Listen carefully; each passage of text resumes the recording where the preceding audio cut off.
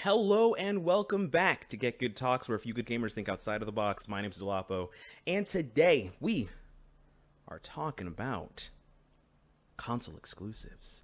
Ooh, exclusives. And today we are joined by Matt from XNVR Gaming. Matt, can you tell him hello? Hello. Now, what is it that you do over there at XNVR? I work as a sort of an assistant editor and the lead reviewer. So most of the games that have been reviewed, that they're being done by me. So now you know who to blame. Wonderful. Yeah. So basically, if you hate a review, write your message down, write it on the brick, and throw it from my window, and I'll reply instantly. Wonderful. And also, in the other corner, Rachel of Persephonics. You know her well. Oh, yes, you do. And hello, friends. Nice to be here again. So, there's been a lot of nonsense going on lately. I'm not gonna lie. People are complaining about the Xbox brand, saying a lot of things like, oh, they don't have exclusives. But, do exclusives really matter? That's what we're here to answer, alright? So the first question up on the docket. What do third parties risk when deciding to make a game solely on one platform? And just a little backstory here. I'm just going to give a quick synopsis of what exactly it is that happens when an exclusivity deal is worked out. So, effectively, a console holder, namely like Sony, for example, pays a developer and their publisher, most likely, a certain amount of money to say, hey, you will make this game solely for this console, and that's it. Like you can't make it anywhere else. This is where it's gonna reside. Now there are things like timed exclusives where they'll say, hey, you can only make it for this console for a set amount of time, et cetera, et cetera. But for the most part, that's how that works. And so the reason why this may seem favorable for a publisher is that as a publisher, your main objective is to make a return on what you've invested into a game. So it may seem safer, like a safer bet to say, hey, we'll take this large amount of money up front so we know exactly how much we like of our total amount of money that we want to recoup. We have taken that much from this publisher, so yes, we will make this exclusive for this game. So it just, in that regard, it seems to be more favorable for a lot of publishers to say they'll make it. But obviously, most of us think, well, wouldn't that game made a lot more money if they put it on all the consoles? Not necessarily. Sometimes when these exclusivity deals are brought about, the companies such as Sony, Microsoft, or Nintendo will say that we'll put a certain amount of money into marketing. And when you put it into marketing, that's a whole nother thing, because marketing can be very expensive. And so they'll incur a lot of the cost there, and they'll say, hey, we'll help you market this game, i.e. like No Man's Sky or something like that, like, with Sony. And they'll put that out, and whatever happens at that point happens. But yeah, so what do you guys think? Do you guys think there's a particular risk associated here? How do you think that really affects the way these games sell, etc.?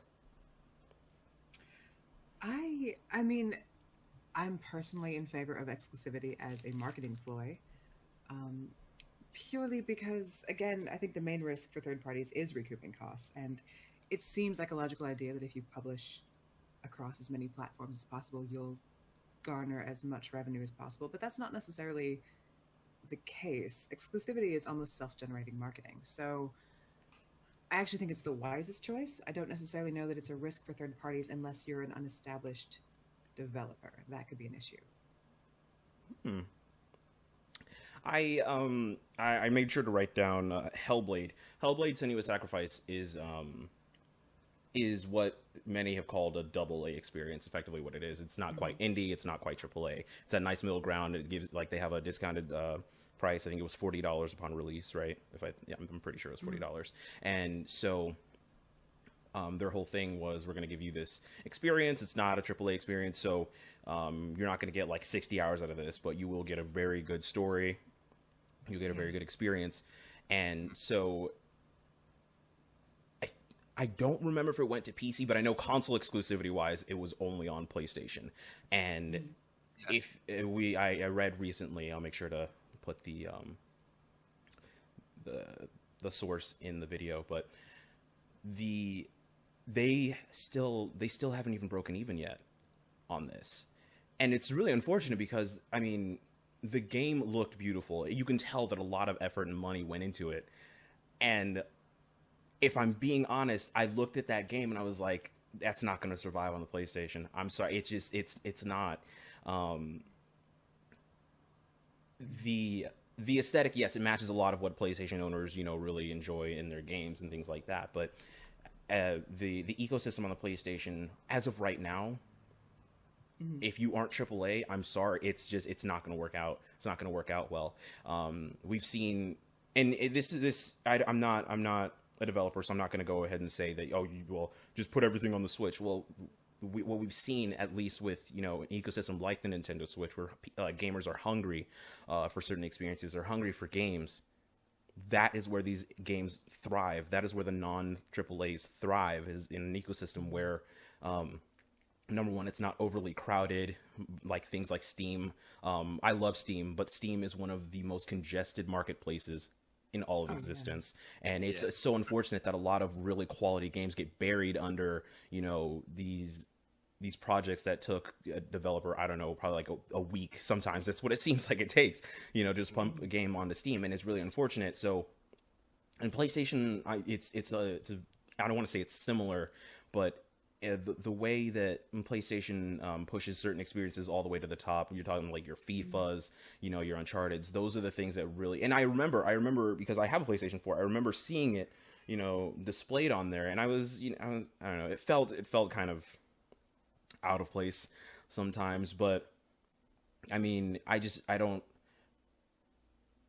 believe in the project, like, as a Sony exclusive as far as consoles. I knew it wasn't going to work out well, and unfortunately, I hate to see that it's happening this way, that they're barely breaking even or haven't even broken even yet, but I mean, I guess they've still got time. The holiday season's coming up, people are going to buy games, but probably be on sale by the end of the and absolutely. I definitely think there's going to be a spike once the price drops a little bit, but I don't think they can afford to drop the price quite yet.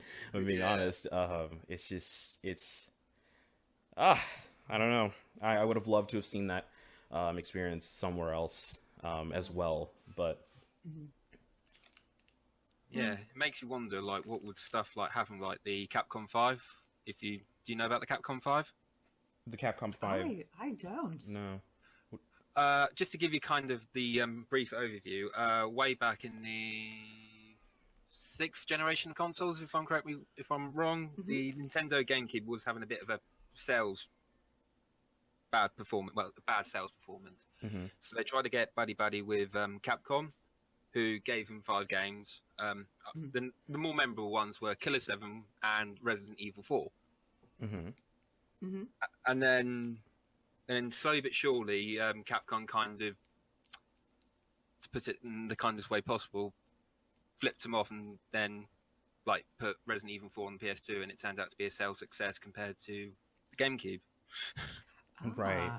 Yeah, and that makes sense. And that kind of thing is actually happening, not in so blatant a fashion, but with PUBG, just some of the background stuff that's happening is that, if you don't know, PlayerUnknown's Battlegrounds is a phenomenon. It is, it has taken Steam by storm, and it's really amazing to see. I love when these guys, personally, it's not my flavor, but I love to see that people are building these huge communities around it, that this game is, effectively creating a lifestyle for a lot of players, and it's popularized the genre of gaming, and that's great. I love that. I love variety. But all of that said, PUBG was slated to be, a console. If I can't remember if it was it's supposed to be a timed exclusive or just a straight up console exclusive for Xbox. All I know is that they're already trying to talk to see if they can get it on PlayStation, and it's unfortunate because the Xbox One X hasn't even come out yet. But you look at this whole thing and you look at how well it's sold on Steam. And you got to imagine that the developers or the publisher for PlayerUnknown's is just like biting themselves about it. They're like, because I can imagine that this deal was struck somewhere early on in in the early access phase of it. Like, they had no idea how big it was going to get, and now you see that the game is extremely popular. And you look at an install base like the PlayStation 4. and you've gotta, you know, kick yourself at least for saying like, oh man, I'm gonna lock myself away from all that potential revenue. I don't know, and I mean, we will never see the figures about how much Microsoft is paying. I think I want to say Epic. Yeah, I'll have to fact check that, but I'm fact check it. but it's so strange to think about. Wow, all this potential revenue that they, you know, effectively walled themselves off from, but at the same time, I can understand why Microsoft would offer them that much money, because that's a huge game. Being able to say that PUBG is only on this console is a huge get. It's a huge get. I honestly, if I'm being honest, I didn't think that it was that big a get when I first heard about it. I was like, okay, that's great, whatever. But then when I heard how much it exploded, I mean, wow. Absolutely. And if I'm being honest, there's not a lot of things drawing me towards getting an Xbox One. Recently, I saw Sunset Overdrive. Like, I had never seen a gameplay trailer for Sunset Overdrive. I saw it. I was like, I might have to get an Xbox because it just looks like so much fun. There's a few games like that. Quantum Break. I also wanna try that one out too. But it's experiences like that and these exclusives that not a lot of people will buy a console just for one exclusive, but when you can offer a whole package, like not only do we have, you know, these exclusives, but we have all those games that you like, all the third-party games that you like. Yeah. It gives you a bigger picture of what the console is and what that can mean for your life as a gamer. And these purchases, these aren't just like one-offs. You know, owning a console means you're going to get these games later on down the road, and through things like licensing fees, it makes sense that you want to give these consoles to people. You want to give them a reason to buy games, and that's why we're going to get to that later about making a difference, things like that. But it's really interesting to think how much these things could have sold, you know. It's so wild. And yeah, Rachel, you're absolutely right. In a lot of cases, it definitely makes sense to just get the money up front just to be the safest, you know.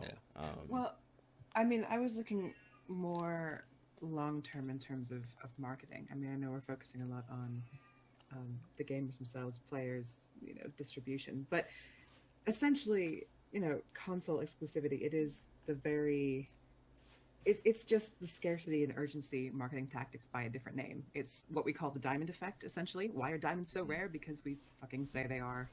They're the most common gemstone in the world. And the reason they're only so expensive is because the supply is inherently limited by one single supplier. And it's kind of the same with console exclusivity. It's a way to differentiate brands. It's a way to garner talking points and ammunition for the console wars, which generates generates sales. So it's self-generating marketing. Not that I necessarily think it's the best option up front, but if you have a game that you think will go the distance, it can be extraordinarily useful. It's essentially free marketing. It definitely generates hype. Yeah. Very true. So, with that said, very well said, by the way, Rachel. Very well said. Thank you. I'm only here to talk about economics usually. Right? If you need numbers. All right. Do you genuinely believe that console exclusivity makes a difference on a console? Do you still think that they are relevant? This point has a lot of common points with the last one. As the main differentiator being, do you still think it's relevant?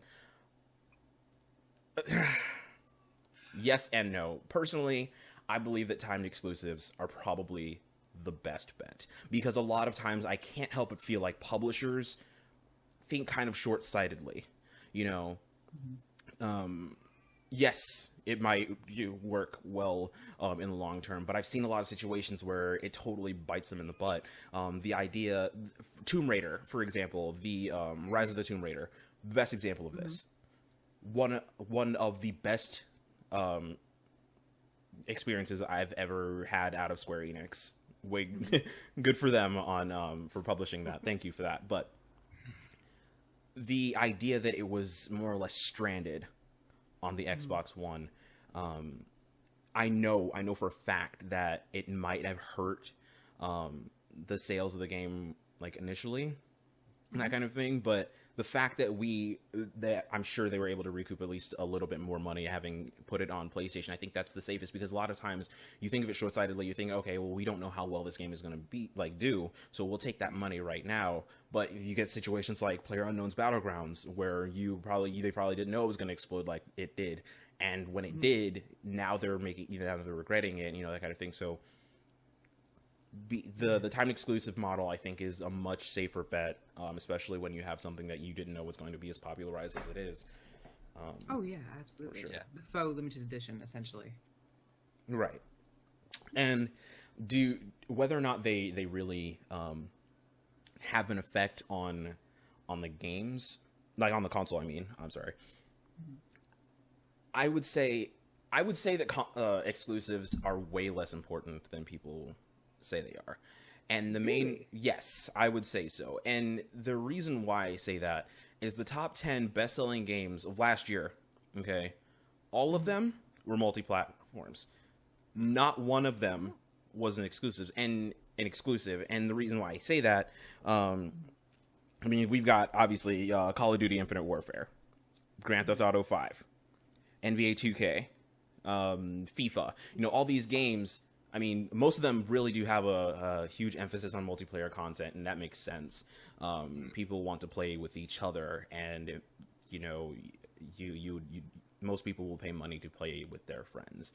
Absolutely. Nobody wants to really be left out. I bought Destiny 2 because my roommate was playing Destiny 2. I enjoyed my time with it. I'm really glad I got my $60 out of it for sure, but it was so weird. I had little to no interest in that game until he said, "Hey, I'm going to be playing it. We should play it together."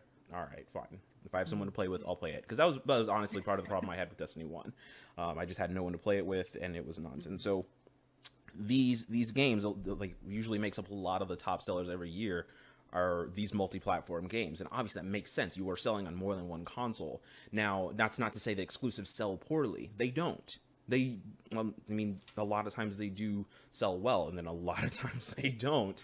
I think Uncharted's almost at 9 million right now. Uncharted 4, fantastic game, And would I like to see it on an Xbox One X? Would I like to see what it looks like? Absolutely. Probably would be one of the. It's gorgeous now. It would be absolutely amazing to see what the Xbox One X could do to that game, but we'll never see it. And it's these second party relationships with these companies. But would you guys say that they're still relevant? What would you say which model is best? The timed exclusive, like, now kind of works, but when it comes like the next console generation, like moving on from the Xbox One, and if we kind of went to a time exclusive model, or just say, yep, we're going to get rid of these, it would just, for me, wouldn't work, because then it would be purely on what your friends have got and performance. What do you want from it? Well, with the consoles anyways, usually, if I'm being honest, that's why a lot of people choose one console over the other. A lot of times it's whoever pulls out in front first. That's what your friends have got. Yeah, this is from someone who had a PS1, a PS2, and a PS3, and then when the PS4 and Xbox One came out, I kind of got a bit samey of the PlayStation, so I thought, you know what, I'm going to look on the other side, because, some of my friends who had an Xbox 360 at the time when I had my PS3, they were saying, oh, Halo, talk about Halo, Gears of War, Forza, just to name a few exclusive, and they kind of go, I kind of want to see what's on the other side, just, out of curiosity. Forza was really good. Gears of War was all right, and I find Halo completely overrated in my views. It's just, it's kind of like it's what you want.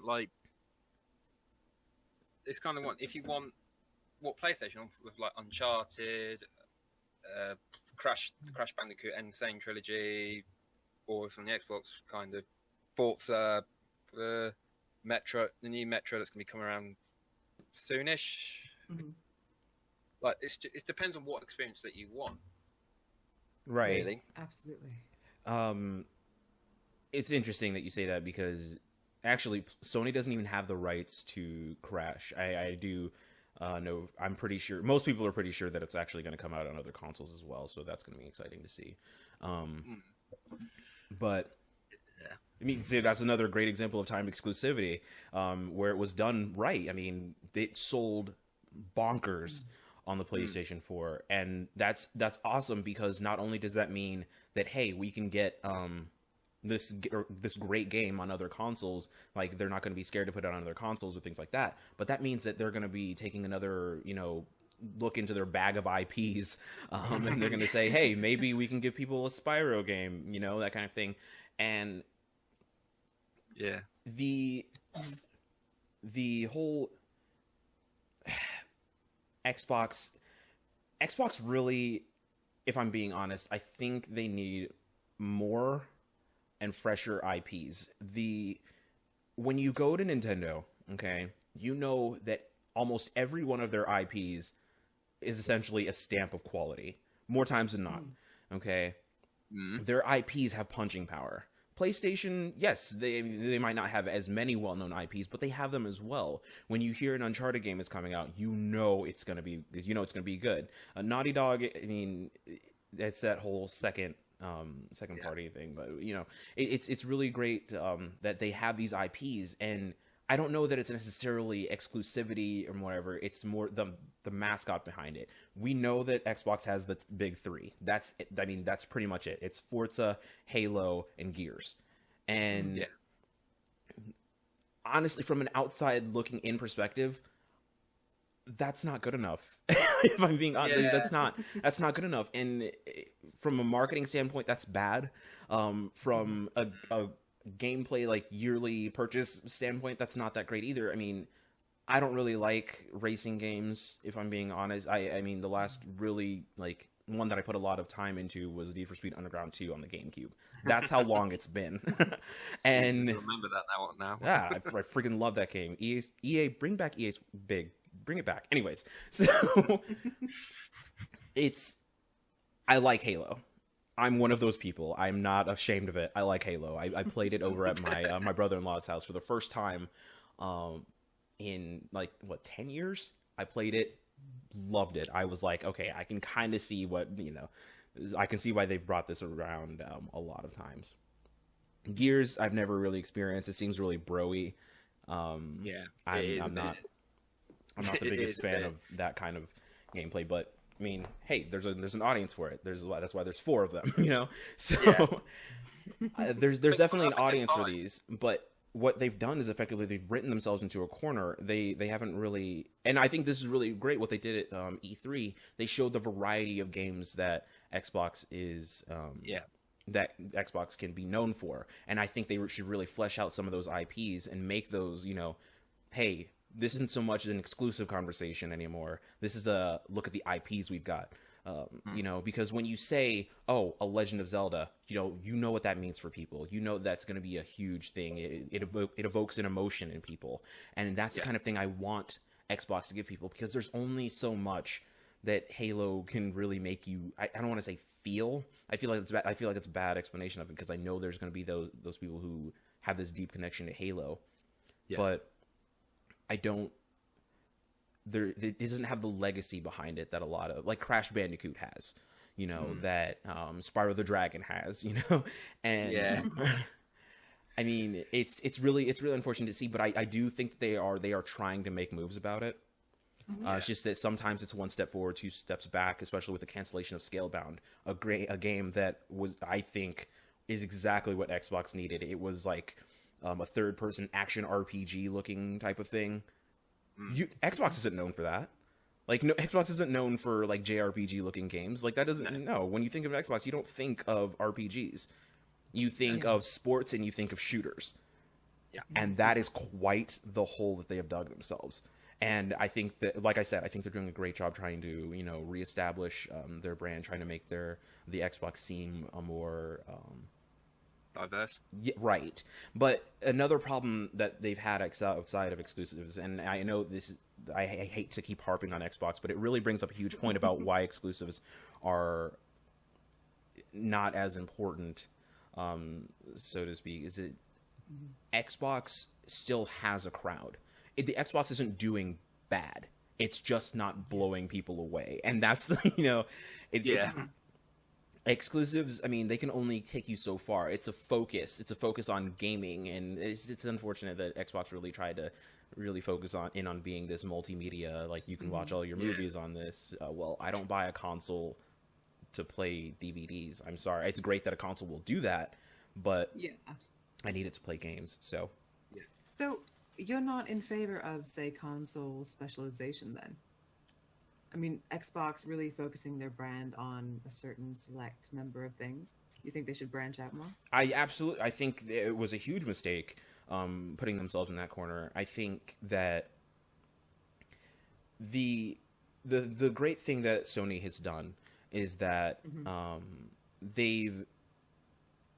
when it's their audience. It really is. Sony's audience is some of the most, like, not only diverse but hardcore gamers out there.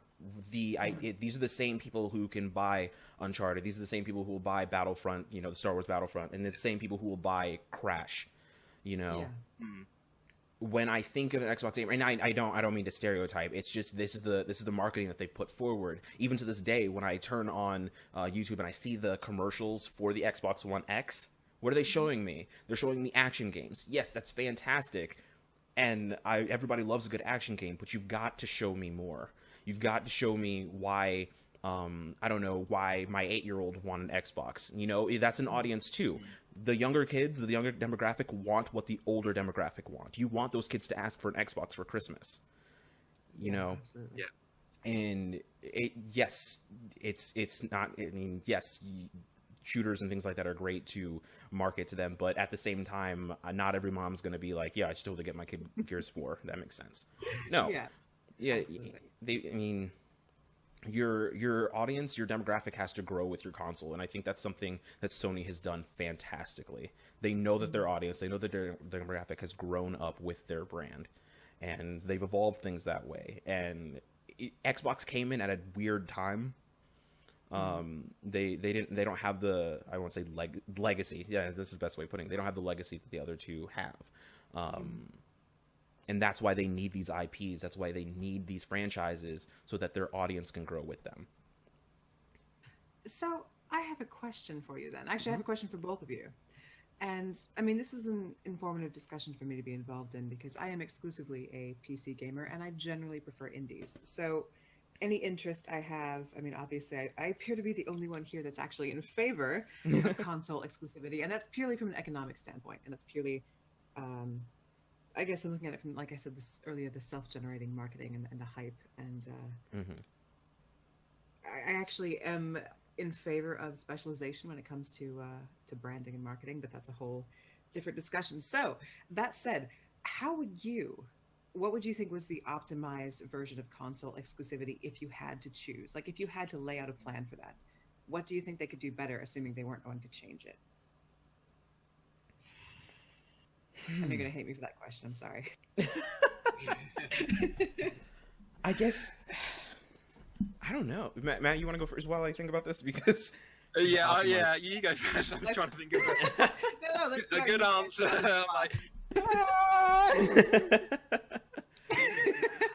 Man, the optimized we don't model. invite Rachel to Christmas. Yeah, right. She didn't prep me with this question, Rachel. Shoot. Give me an example. I'm a little. So you're not in favor of console exclusivity, obviously. So if you had to design an optimized version of that, if there was a game coming out specifically for one console, what would you find to be the optimized experience? What would you want to push? Like, obviously, indies probably wouldn't work well for console exclusives. So what kind of game do you think would excel in console exclusivity? Well, here's the thing. It's not so much that I'm against. I don't want to say blanket that I'm against console exclusivity. I'm talking about third-party exclusivity primarily. When someone outside of the company or out of their normal sphere of influence comes around and wants to make a game, and they say, "Hey, we want to monopolize that game," that's where I have some pause. When it comes to second party and first party, fine, do that. By all means, that's fine. There's things like licensing fees and things like that totally make sense as to why they're doing that. Now, in a perfect world, I think the best market would probably some sort of multiplayer game. The reason why I say that is because crossplay isn't a thing yet, so it doesn't really matter. Saying that this multiplayer experience stays on a PlayStation really means nothing when you, in the grand scheme of things, because, well, number one, Sony doesn't want you to play with other consoles, and number two, as the landscape stands right now, you can't anyways. Like, it's not really integrated in a lot of games as it is. So yes, Star Wars Battlefront may be on Xbox and PlayStation, but I'm going to be playing with PlayStation people. So having a multiplayer game, I don't think the story-driven game should stay on.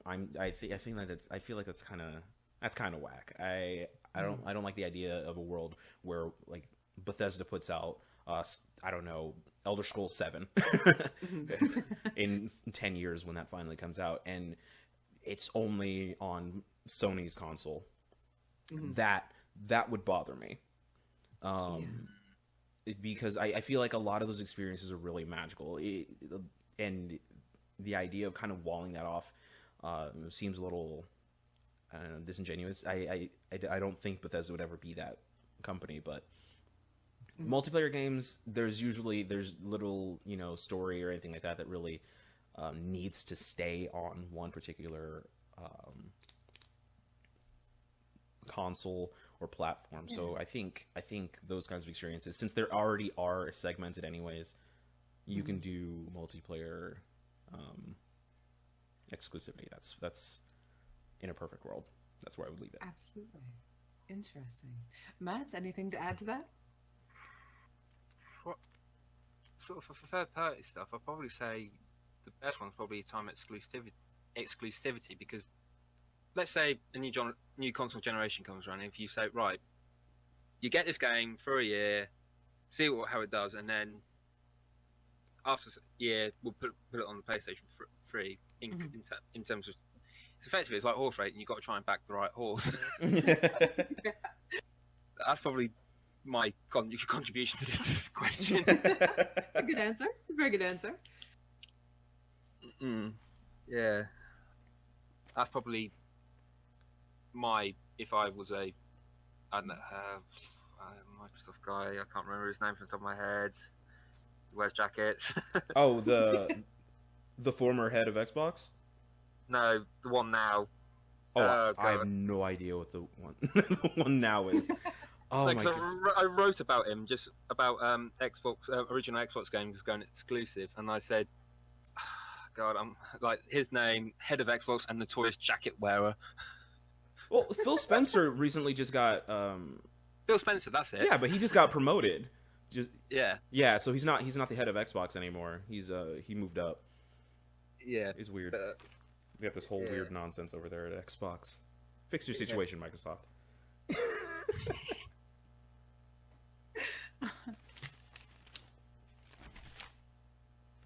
So, I guess last bit here. What are our experiences with console exclusives? Now, I know, Rachel, you are a filthy PC Master Race person. No, that's okay. I am. I'm sorry. But, I mean, even PC has its fair share of exclusives. And when you think about it, this whole PUBG thing really has been one long time exclusive. So, what would you... I don't know that you even... Do you play PC exclusives?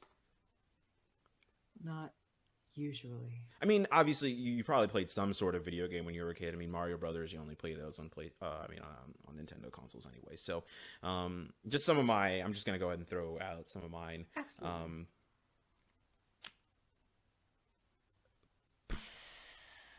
Let's see. The Nathan Drake collection. So, the Uncharted Nathan Drake collection was my first set of video games for my PlayStation. I got into PlayStation way late. And it was really weird because it was that whole thing of, oh, what are all my friends playing? Oh, they're playing on PlayStation? Okay. All right, I'll go play on PlayStation. That's fine. I mean, whatever. None of my friends are on Xbox, so, that doesn't make a whole lot of sense. Things like Call of Duty were coming out, Titanfall were coming out, so I was really excited to, play with other people. And so the Nathan Drake collection came with my bundle. I pop it. I mean, if you don't pop it in, it was a download code. Ugh, God, modern times. I download the game, and it's fantastic. Absolutely. I mean, it was so strange when I was first playing it. I was like, so this is what video games can do as far as like storytelling. This is amazing, and I became a Sony fan for life after that set of games. And the reason why it was actually that collection that actually brought about this whole discussion for me is while numerically, economically, exclusives may not be that that big of a powerhouse on like the yearly sales charts and things like that. It's a lot of experiences like that make you stay on that platform and make you buy other experiences for that platform. With my Nintendo Switch, I got that Legend of Zelda was right there, right off the bat at the launch. Yeah.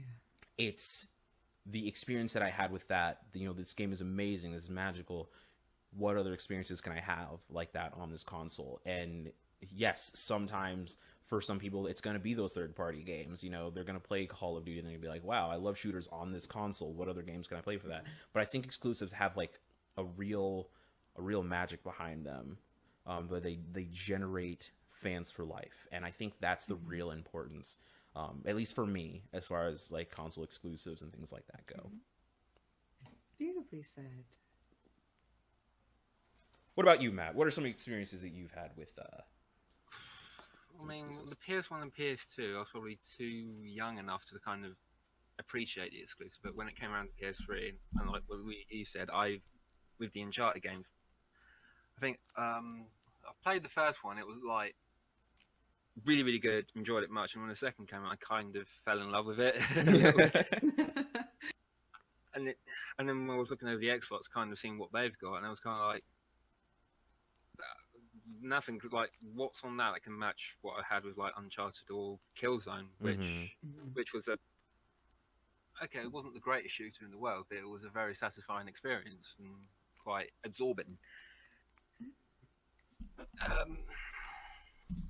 mean, like, I do have a tendency to play racing games a lot, so like with the PS, actually, yeah, slight lie, there was actually a couple of exclusives I did play on this PS2.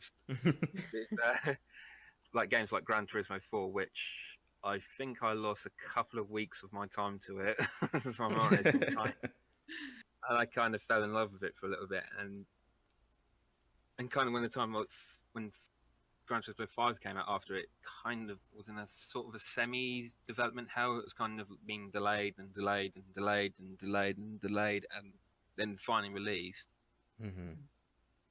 It was kind of a glass half full. It was kind of like a really enjoyable game, pretty as you like.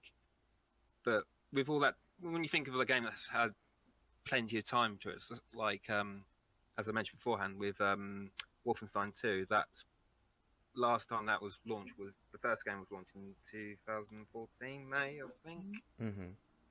And when I played the second one, I felt like it was, it was appreciated. It was, a lot of time went into it, a lot of effort went into it, and it was, wanted to be as perfect as it can be, and that's what I wanted Gran Turismo 5 to be. So it was, but it wasn't. So that's kind of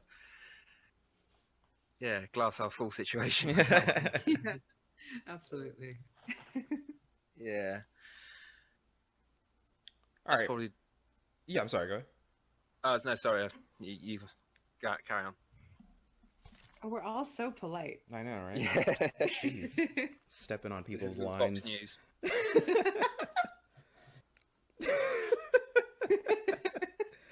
So, Rachel, what about your PC nonsense? What's going on over there? What do you, or even before that? I mean, I'm sure you knew what a Nintendo 64 was at some point. I don't, I honestly don't know if I've played any PC exclusive games in recent history, so none come to mind. And I never played third-party exclusive games when I was younger. I was a little Nintendo fangirl for a lot of years. Grew up on that, and and I didn't really branch out honestly into Xbox or PC. Once PC games started really, really improving, I jumped shipped over there. I jumped ship over there. How do I use words? I jumped ship over there, and I never went back. So at least in terms of that, I'm afraid I don't have much to contribute today. No, that's okay, because it's interesting. I remember the PC when I was a kid, literally was just that thing that you played on in the computer lab, or like, oh, what Flash games can I play today? You know, I never realized like you could actually play like real games on there.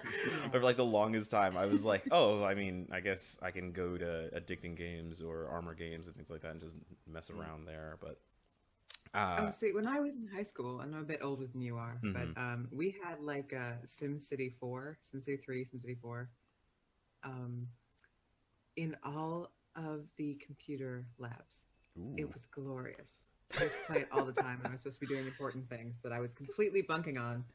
So, you know, but I mean, the original Sims, which was exclusively PC when it came out, from Maxis. I miss you, Maxis. Gosh, EA.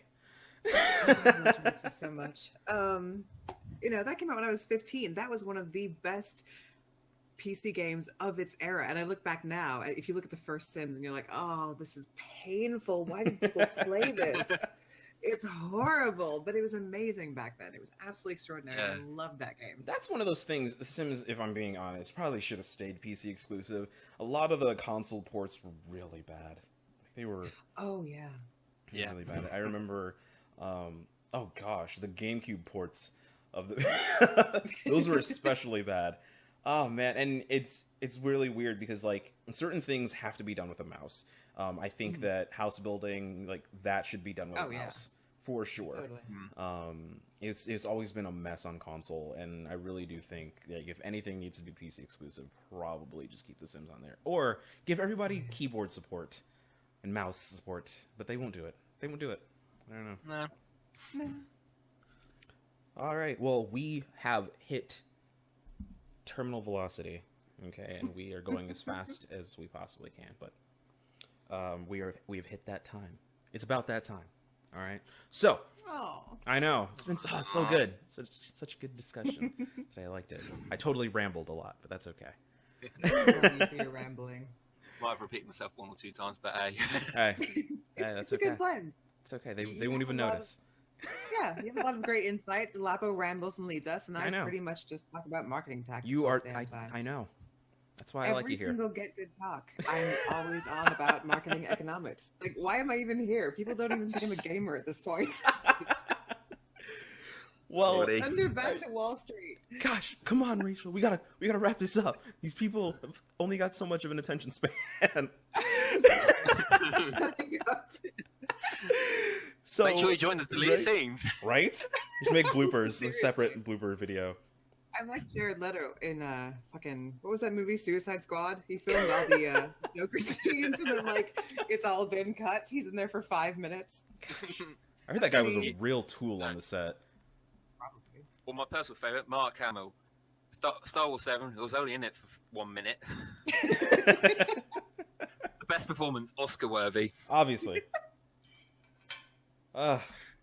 So Matt, where can we find you and all of your homeboys? Well, if you want to follow me if you want to follow me personally, you can follow me on Twitter. Yeah, that's me. You can follow me on at Mr_Clements22, or you can follow the team at XNVR official. And if you want to find our website, it'll be in the description below in this video. And we've got also Instagram and Facebook and all that under similar name, so you should be able to find us. Wonderful. And Rachel, what about you? Per usual, I am on YouTube under Persephonics, as always. And I'm on hiatus currently, but I will be returning back to my uploading schedule on Monday, November 6th. And you can also find me on Twitter at Persephonical, and Instagram, which I never use ever, unless you want to look at my cat, at Persephonicsgram. And remember, so if you like cats, right? Yes, just the cat. I've actually Just the seen cat. it. It's literally just a Beautiful. cat. Yeah, It's a beautiful cat. Mm. Praise my cat, It's a cat, Delapo. right? No, say he's pretty. I need you to. You can follow us at Get Good Gaming US on Instagram as well as Twitter.